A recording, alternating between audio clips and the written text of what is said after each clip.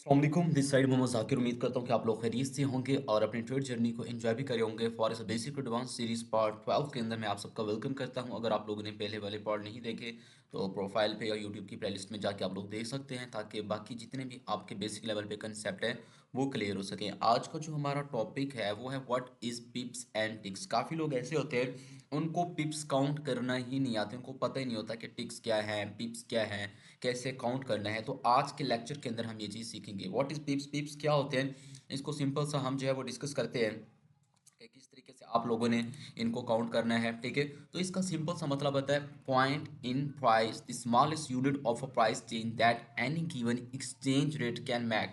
यानी कि इसमें आप इसको पॉइंट इन प्राइस भी कह सकते हैं, पॉइंट इन परसेंटेज भी कह सकते हैं। मजीद में इसको आसान करो तो most currency pairs are quoted to 5 decimal places with the fourth decimal place refer to as a pip. ठीक है, मुख्तलिफ पेयर्स हैं जिनके अंदर ये निशानदेही करते हैं कि कहाँ से जो डेसिमल हम लगाते हैं, यानी कि इशारिया डॉट जो हम लगाते हैं, कहाँ से उसके हमने पिप काउंट करने हैं, वो सारे हम चल के देखेंगे। लेकिन मजीद में इसको थोड़ा आसान करो तो आप इसको इस तरीके से याद रख सकते हैं कि पिप स्टिक्स को, कि कीमतों के अंदर जो छोटी छोटी तब्दीलियां आ रही होती है ना, उनको हम पिप्स कहते हैं। अब मुख्तलिफ पेयर को जो है मुख्तलिफ तरीके से काउंट किया जाता है।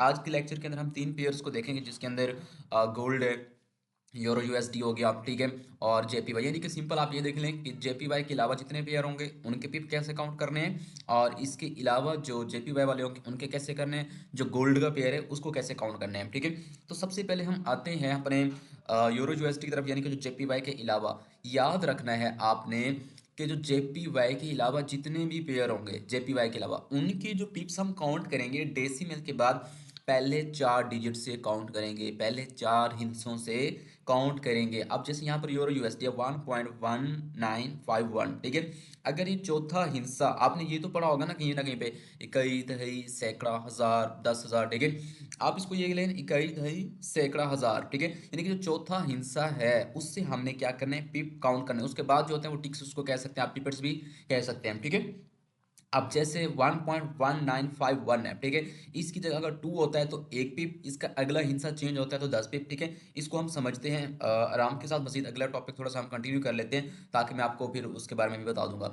यूएसडी जेपीवाई, ठीक है, चले पहले हम इसी को कवर कर लेते हैं यूरो यूएसडी पे। ठीक है, अब मिसाल के तौर पर एक पेयर है, ठीक है, एक पेयर है, उसकी कीमत है, फॉर एग्जाम्पल ये यूरो यूएसडी है, ठीक है, इसको आप एग्जाम्पल के तौर पर समझ लें यूरो यूएसडी है, ठीक है, और इसकी जो कीमत है यहाँ पर आपको राइट साइड में नज़र आ रही होगी, ठीक है, इसकी कीमत है 1.1111, ठीक है। आगे छोड़ दें, आगे जो कुछ भी है, ठीक है, उस पर मैटर नहीं करता। ठीक है, अब अगर यहाँ से होता क्या है, ये हो जाता है 1.1112, ठीक है, तो समझें कितने पिप बढ़ गए, 1 पिप बढ़ा। ये पॉइंट आप लोगों ने याद रखना है, ठीक है, 1 पिप। अगर यहाँ से होता है